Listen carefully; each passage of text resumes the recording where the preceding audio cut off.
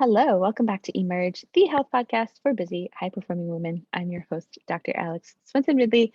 I'm really excited to be joined today by Michelle Seidling, who is a holistic health coach, instructional psychologist, and professional speaker and trainer. She empowers C suite executives and military transitions to transform their mindset and develop healthy habits for life success. So Michelle, welcome to the show. Thank you, Alex. It is such a pleasure to be here. So excited to talk to your listeners about really what matters and really committing to whatever passions they come up with for their life.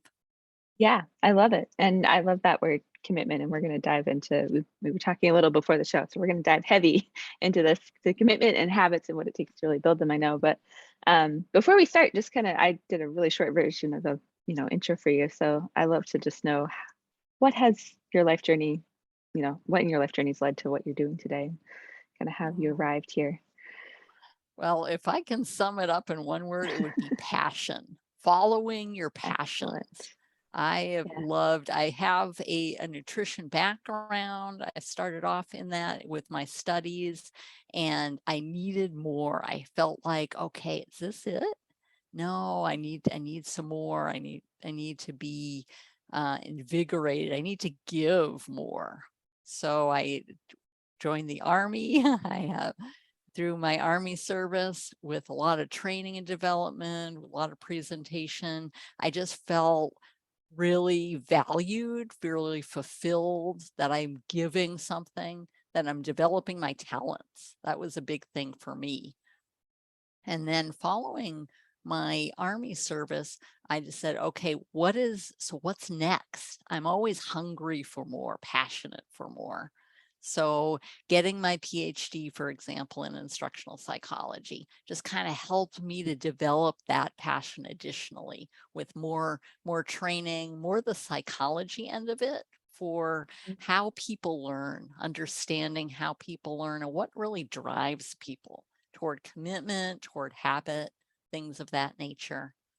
And then, of course, it was time for more. So more passion. What do I want to do?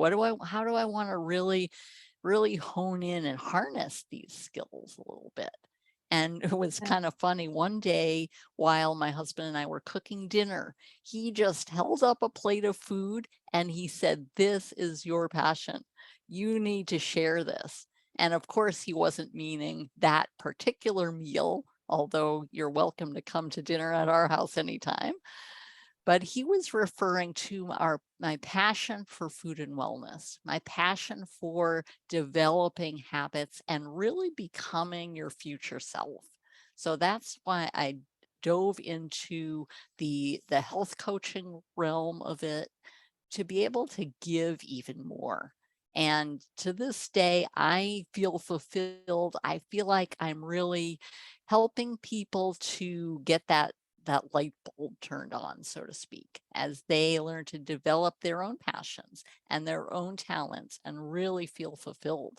I really enjoy it and it's rewarding on both sides, being able to see people change for the better, to see their goals fulfilled and be able to know that I'm doing my best and then I'm magnifying my talents to really nourish those. Awesome. Ooh, we have so many things to dive into now. And I love starting with the story because it always opens up like, this is what we're talking about.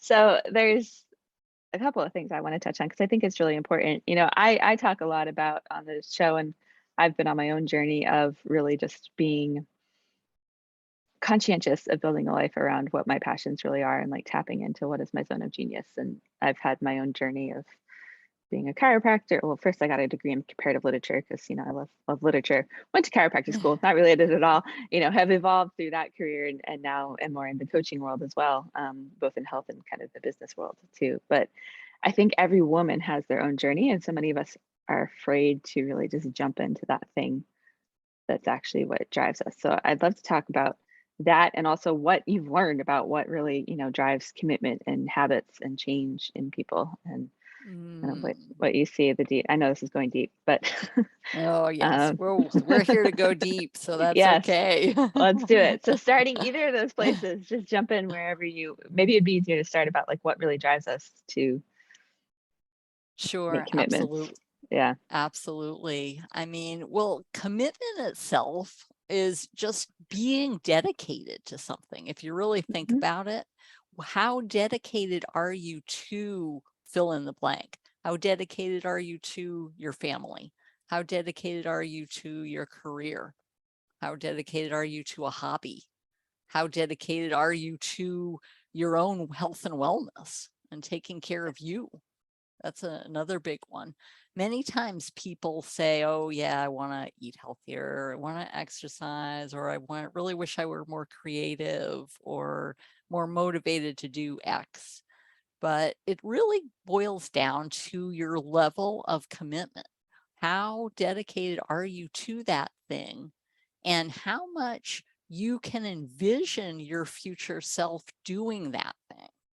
Many times we say, hey, I want to do this or that, but we really, the path from point A to point B isn't really that clear. So Yeah. really just kind of boiling down to understanding yourself and understanding your own talents and being willing to develop those, and understanding the commitment and what it really takes. Now, commitment itself requires you've got to give your all to that. That doesn't mean you spend 100% of your time doing whatever it is. That means that your focus and you envisioning yourself. I love the book that just came out from Dr. Benjamin Hardy. He's an organizational psychologist, called Be Your Future Self Now. Mhm. And he spends a lot of time in the book really helping you envision your future self, whatever that means to you. Whether it's, okay, my future self is going to have a 6-figure business, or my future self is going to run a marathon, or any goal that you choose. But you've got to envision yourself doing it, and then you step back and say, okay, well, what is it going to take to get where I am right now to being at that goal and at that future self? And many times we're a little fearful, Yeah. especially, as if you're a career woman, or regardless of your level of commitment, it's just kind of, okay, I'm taking a step into the unknown, so to speak. And Yes. what is it really going to take? But it really takes giving your all.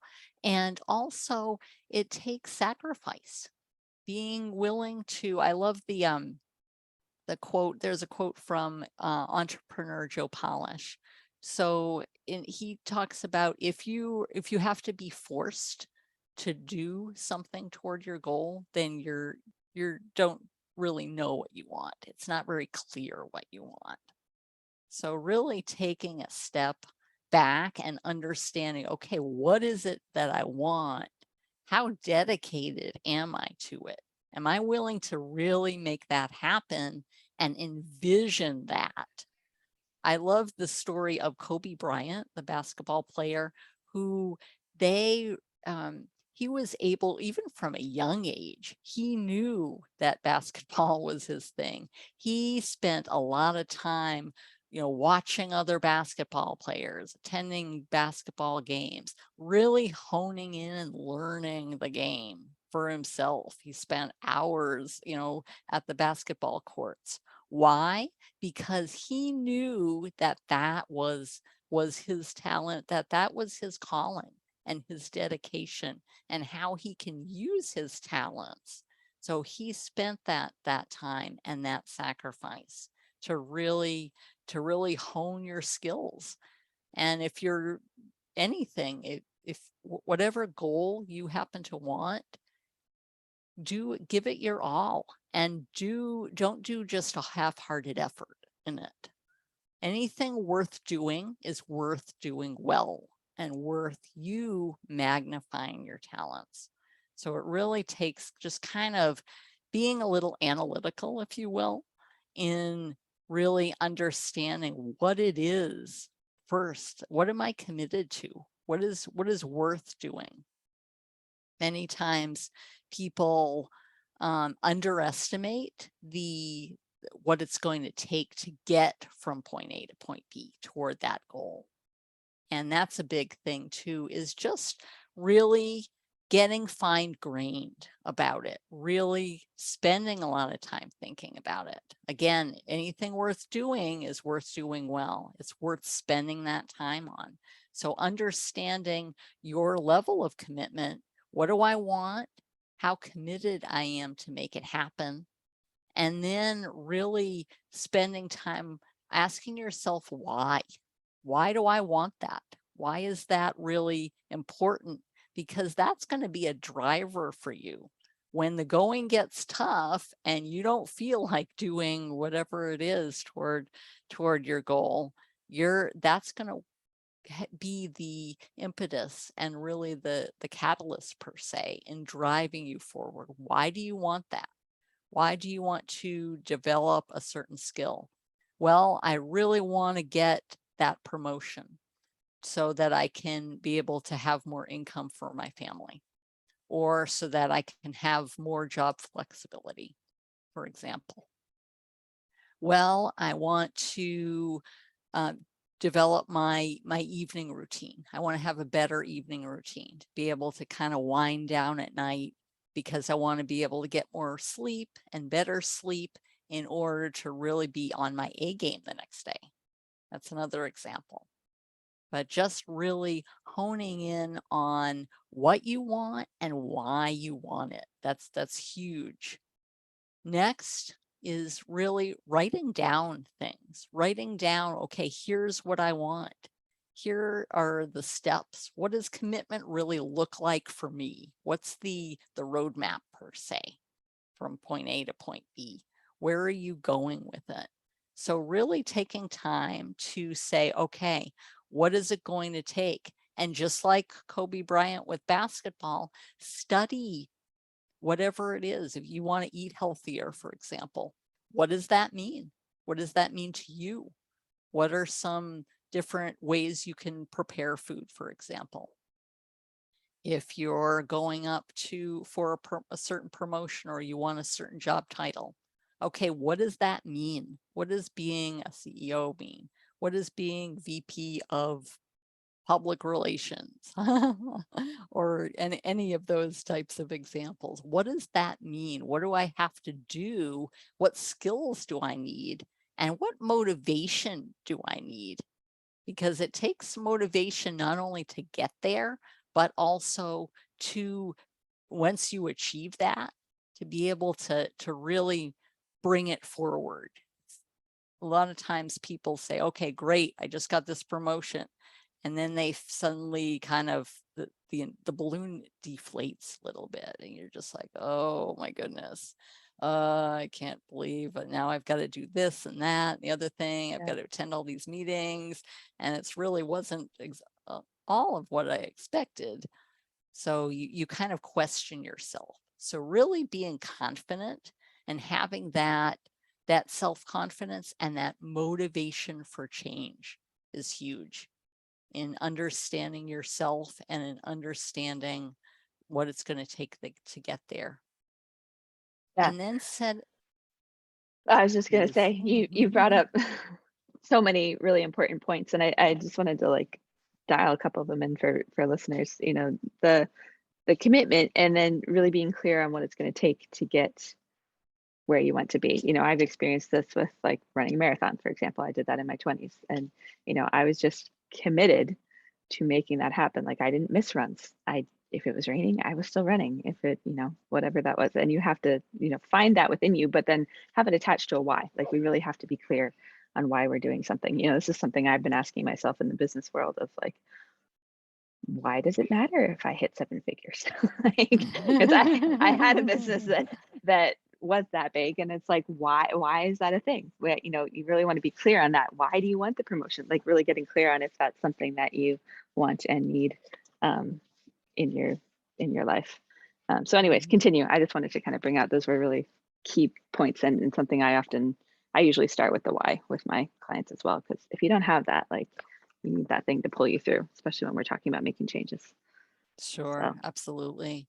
And going forward with that, just really, I love how your drive, for example, you were being a runner and getting ready for your marathon and all, but you were, no matter what, whether, no matter the weather or anything else, you had that vision. And that's a really good example of being driven, being understanding your why. Like you understood your purpose and that direction for sure.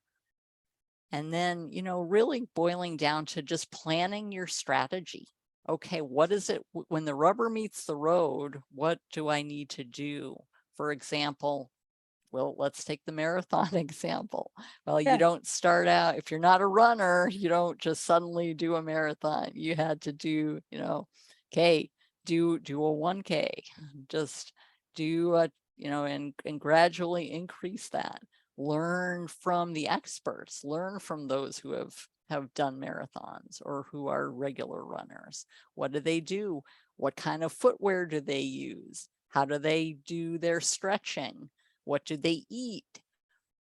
How often do they train? All of those things. And then really set your routine in place. Okay, hey, I'm going to get up every morning at 5 and I'm going to run for an hour. Or, you know, I'm going to change my, you know, my pre and post workout nutrition, for example, things of that nature.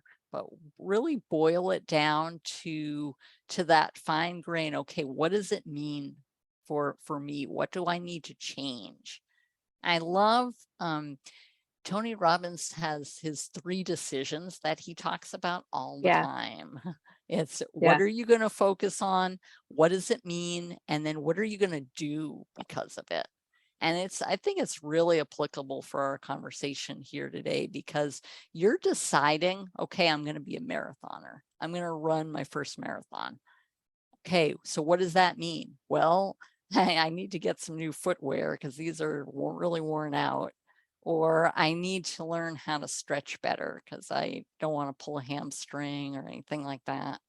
Okay, so those getting really fine grained in terms of what routines, and then what am I going to do? Okay, because of that, what am I going to do? Well, maybe I have to wake up a little bit earlier. Maybe I need to invest some money in proper footwear and gear and proper nutrition. Maybe I need to really refine my schedule a little bit more so that I'm not just, you know, sitting around binging on Netflix or something. No, I'm being motivated to run and I'm being more focused on that. So really getting fine grained and planning your strategy. And then going forward, just, you know, doing a daily assessment. Okay, how did I do? Okay, did I do what I say what I was going to do? And making sure you write it down. Okay, here's what I'm going to do. Put a sticky note on your fridge if you have to. But just really knowing here's what I am committed to do. Here's what I pledge to do so that I can make it happen, so that I can be able to run my first marathon in, you know, on this date and be able to. And then really do a daily assessment of, hey, how did I do today? Did I really focus on my goals? Maybe I was really on my A game today. It was great. I felt good, had good footwear, everything. Or maybe I decided to sleep in instead of go out and run. Well, that's not going to put me toward my goal any faster. Or maybe it's a little bit in the middle, somewhere in between those things. Yeah. But really assess yourself and be able to make those small adjustments really makes a big difference. Yeah, and I think you're bringing up a key that I find a lot of women, and it's not just a millennial thing anymore. It used to be a millennial thing. Not to date myself, but it's like, you know, we have the goal and we have where we want to get to. And in my world, and a lot of the women that listen to the show, it's like losing weight. You know, a lot of them have been or lots have been struggling a long time to lose weight, Sure. and you know, maybe feel like we're doing all the things or whatnot. But it's like they don't, and this has been me too. We want the results now, right? We don't want to take the time to take it one day at a time. And so a lot of, you know, what you're talking about, and I think is really important to just bring because I talk about this too. It's like we have to step into being that person, Yeah, because that absolutely. is who makes the choices and does the things that we need to make. But then we also have to be, well, I shouldn't say but, and we also have to be willing to do the baby steps. So many women that I work with, like, we just start with breathing deeply, because that's like, we have to learn how to manage our stress and, be more conscientious and mindful before you can even set some of these bigger goals that maybe we're talking about here. So I just wanted to, you know, bring awareness to that for listeners too.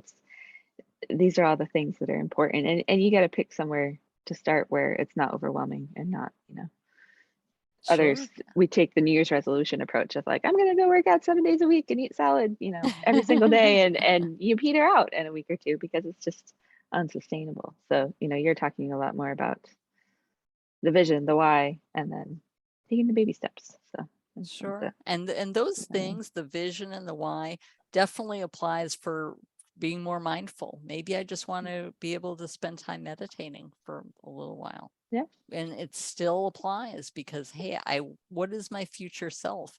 My future self is somebody who takes mindfulness breaks several times a day.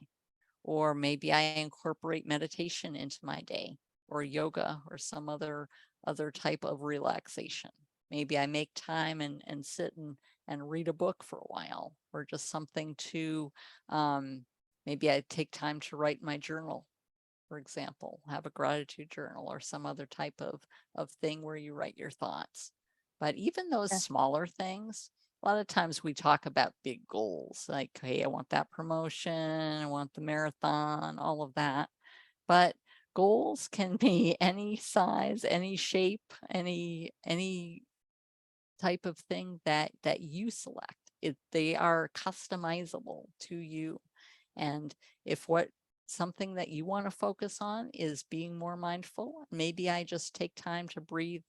I stop what I'm doing, and several times a day I just kind of sit and close my eyes, breathe, and be able to reflect a little bit more. That still applies, and you can still go forward and just kind of write down those things and why you want it, and then say, okay, what is it going to take? Okay, I want to meditate and breathe 5 times a day, for example. Maybe you can set it on a smartwatch, set it on your electronic device of some kind. Maybe you just take time out and it's simply just taking a moment, turning on some music for a few minutes. Maybe you can be as detailed or not as you want, but really making it work for you and making it customizable. That increases your level of commitment and your level of motivation too. Because if it's just something that a health coach or some other, a friend, a family member says, hey, you should do this, or you just casually say, hey, I want to do this, but you're not committed to it, then it's just not going to happen regardless of the goal or the size of the goal. Yeah, I absolutely agree. And that brings up a bigger point that I stress with, because in the world of women in particular, and I know you work with both genders, but I find that we can be really influenced by society and what other people think, and worrying about what other people think in setting our goals, and maybe not either taking on things that really we aren't into or don't serve us. I built a whole 7-figure business this way, by the way. So speaking from experience, preaching to the choir, my listeners have heard that story a few times. But what recommendations or advice do you have for kind of stepping back from what the world says you should do and tuning into what you really actually want and what you need and what your true goals are? Do you have any input on that? Sure. I mean, it boils down to the why, and what, anybody can say. A celebrity can say, hey, you need to eat this food, or you need to do this routine, or, hey, I do this, here's what your star routine is, or, anything from commercials to celebrities to maybe you have a close friend or a family member that really says, hey, that's really a diehard on something. Hey, you got to do this. You got to meditate 10 times a day, or, you know, hey, you gotta, if you're not VP in the next 3 years, oh, your career's just going down the drain. No, just something like that. But just kind of really, regardless of the source, really taking it with a grain of salt, thinking, okay, does this even apply to me? Do I even care about whatever that is? What things are important to me? And that's where the dividing line is, where you've got a whole host of different sources of information, but you're the one who needs to filter it and understand. And that kind of comes back to understanding yourself and understanding your future self as well, in terms of, okay, how important are these things that a friend says or a celebrity says I need to do? Well, may or may not be important. What do I really want? What's important to me at this juncture of my career or of my life? Maybe I'm in the midst of a career change. Maybe I'm retiring for a job and I'm going to go do something else. Okay, deciding what I want to do. Maybe I've had changes in my family dynamics that I need to adjust. I need to work from home more often, for example, or something of that nature. Maybe I want to serve in my community a little bit more. What does that mean in terms of how I can use my talents elsewhere? So it's really boils down to asking what is applicable to my situation, and then using that as a filter to either tune out or to listen to the many, many voices that we get every single day from a variety of sources. Yeah. Another thought I had just in, because you brought up Tony Robbins, so a way to go deep on Love this. him. There's an exercise that I don't know if you're familiar with Dean Grazioso too. They do some stuff Yeah. together, but one of them, I think both of them do this exercise. It's called 7 layers deep, and so you ask yourself why 7 times, and you just write down like the first thing that comes to your head. And generally, by after the third or fourth one, you actually start getting into what's in your heart, and your heart will either tell you, because we can analyze stuff all day long and we can think something's a great idea, but for listeners, just it's when your head and your heart match that you're actually going to succeed. So you got to dig a Absolutely. little And bit to get and there. then you'll have that deeper commitment and that deeper Yeah, motivation to do whatever you're doing. yeah. So just ask yourself why 7 times. Don't think about it. Just write down first thing that comes to mind, and that'll Nice. tell Love you. it. Yeah. Thought I'd simplify that a little bit. All right. Well, this has been a lot of fun. Kind of I wanted to dive into this with you because you actually have it as, something you talk about. And that's the idea. I told you I talk about selfless syndrome, where as women, we tend to focus on everyone and everything else except ourselves. And we have a really hard time making time for ourselves. And one of the things I get when I talk about that is, well, everyone's like, well, isn't being selfless, a good thing? Because being selfish is the opposite of that. And, is self-care. So I want to ask, like, is self-care selfish?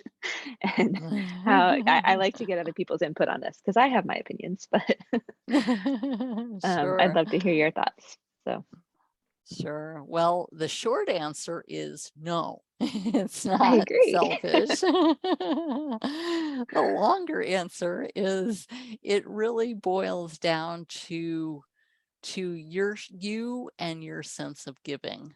As women, and regardless of your status, if you're an executive out in the workforce, if you're home with your family, regardless of your own situation, if you're not taking care of yourself, then you will not be either healthy enough or you will not be around to care for your family members, to be a star performer at work and really help at work, or to be active in the community or involved in different causes.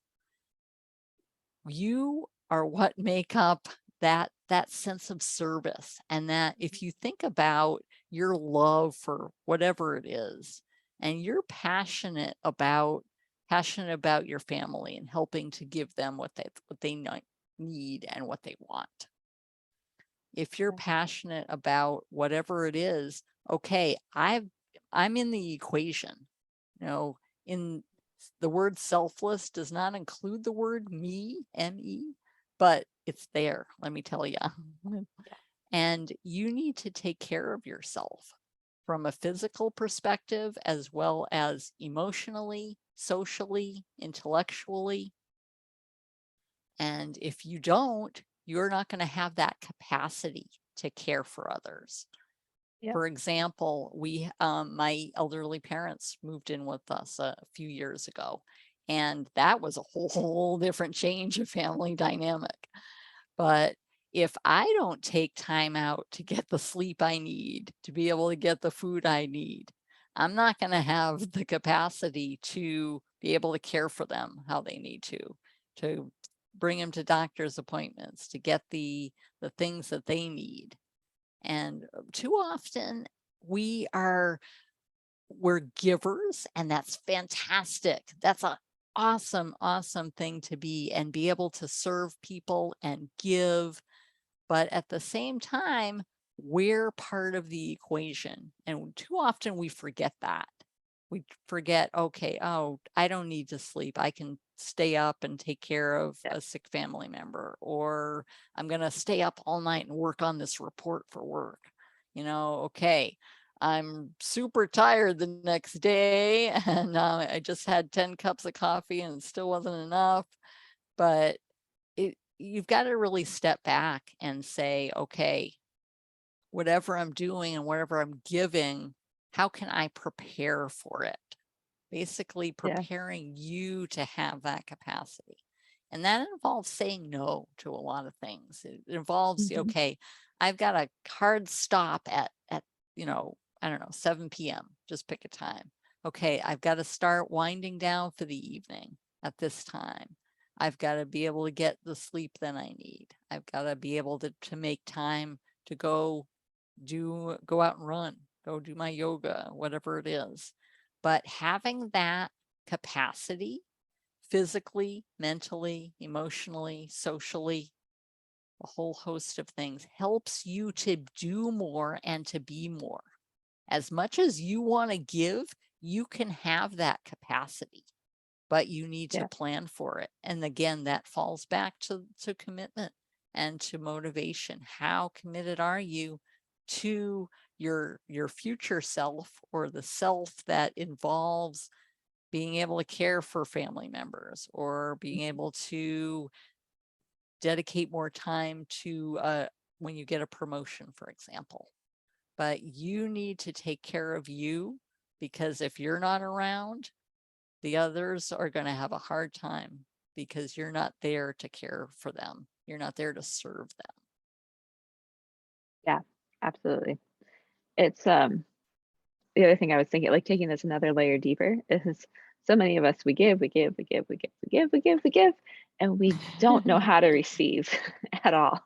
And so the other piece of this is, being willing to setting yourself up to win at being able to, care for elderly parents. That's something that's commonly a lot of my listeners are dealing with now. I think either they've taken them on, or, in their home, or whatnot. And it can be a huge source of just change and stress and, change. But the same thing when we're, new moms or anything, like we think that, oh, I don't really matter. I went through this. I didn't sleep the first like 3 weeks my son was born alive, because we were in NICU. So it was like every 3 hours I was committed to being there to feed him myself, because that I was like, a mom, I have to do this. Like, this is my role. And I crashed hardcore. Like it didn't work. And so we, and a lot of women go through that, whether you're in that stage of life or not. Like we don't, and I think some of it's driven by, we don't value ourselves, we don't think we're worthy, and we have a really hard time delegating or accepting help. And so it's, those might be the areas where you start to have some conversations with yourself, and really being open to committing to changing, and Yes, opening the door. So I just thought I'd throw that in there. yes. And As and another piece of it. accepting, you mentioned about receiving, if Mhm. you're if your spouse maybe helps you with helps do the dishes so you don't have to, so that you can wind down for the evening, or something else. Okay, hey, you get the night off, you don't bother making dinner, we're going to go out to dinner, gonna or something of that nature, but being willing to accept those things. Yes. Many times we say, hey, don't worry about it, I took care of it. Then we get really analytical. Well, what'd you do? Did you do it right? We get that Yeah. type A mentality, like, hey, if you're gonna do it, fine, but you're gonna do it my way. But Usually. being Yeah. but being willing to receive help and receive service. And Hmm. someone drops off a plate of food and says, hey, I kind of I thought maybe you were having a rough day today, so I just thought I'd bring in dinner. Or hey, I my daughter's looking for a new some service project, hey, can she help you around the house? Something of that Yeah. nature. But being willing to receive it, because Yeah. you're the giver, somebody's got to be the receiver. If you're Mhm. giving, your colleagues at work, for example, are receiving, or your family members. But it goes both ways, so you need to learn to be on the Yeah. receiving end sometimes. And that kind Yeah. of helps to bring a sense of gratitude and a sense of joy, really, and a sense of personal empowerment, that, hey, wow, I matter, and Mhm. people care about me. Yeah. Yeah. Absolutely. And it's a source of, so many women I talk to are just like, I'm exhausted. I have no energy. Like, the energy and the motivation are kind of like this, what came first, the chicken or the egg thing. And I would make the argument that a lot of that is because we give and give and give and don't allow ourselves to receive and refill our cup. And some of that is energy. Like you have to, that there has to be a balance of exchange in how much you're putting out and how much is coming back in. And a lot of us are missing that, and it all comes down to this. Absolutely, definitely. And just, that kind of just goes back to the routines. If you're exhausted, okay, chances are you're not sleeping well, or very Yeah, much. yeah. And then just taking a step back and say, okay, what is it going to take, and prioritize what you think you have to do.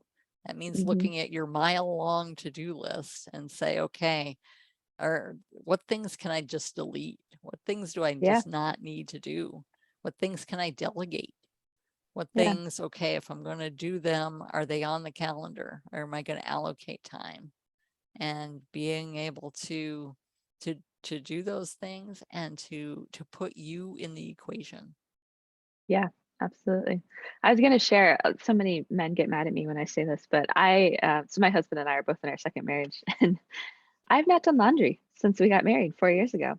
And, I even think about, like, I work from home now and I work, not full days generally. He's got a corporate job. He's a president of a huge nonprofit organization, but he does all the Okay. laundry and I've just accepted that. And maybe he does it differently than I would do it. He always hangs the things that I never hang and like folds the things I always hang, kind of thing. But I accept it because I don't have to do the laundry and it's amazing. So, for women, like maybe, and granted, I think both of us being single for a while helped train, like he knows that he hates doing dishes and actually enjoys the laundry. And I know that I enjoy dishes and hate doing laundry. So like that worked, but it is possible to, find those outlets where it doesn't always have to be you.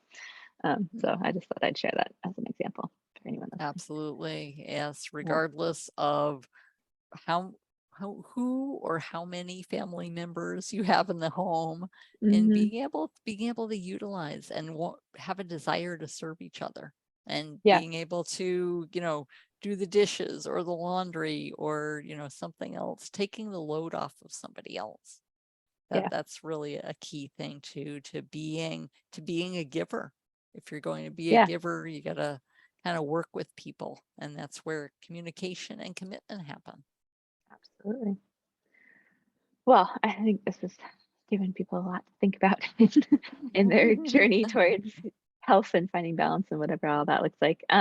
Where can people connect with you if they want more, Michelle? Absolutely. Well, you can find me on foodexperienceunplugged.com. Hmm. And on there too, I've got a free 5-day email course to really get clarity on your health goals, whether that is food, exercise, whether it's building creativity, building your talents, any type of goal or thing that you're struggling with whether regardless of your circumstances, I invite you to just take a look and go through the email course to really get clarity, to understand yourself and to really envision that future self. And I will put links to that in the show notes. And I would just add the caveat, like, don't ignore this part. This is the most, seeing your future self and who you really want to become is the key.